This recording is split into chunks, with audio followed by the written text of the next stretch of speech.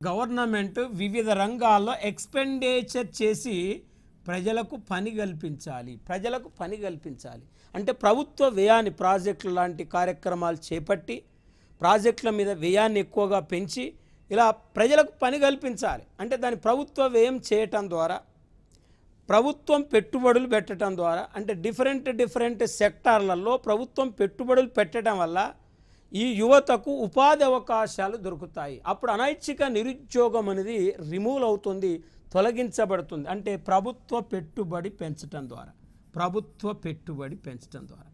ఇది రెండో పరిష్కార మార్గం.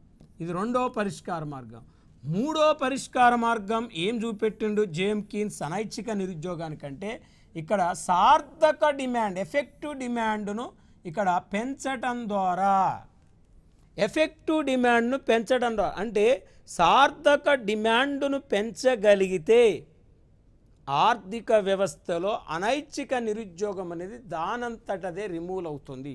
అంటే ఈ మూడు పరిష్కార మార్గాలను జేఎం కీన్స్ అనే ఒక ఆర్థికవేత్త చూపెట్టడం జరిగింది.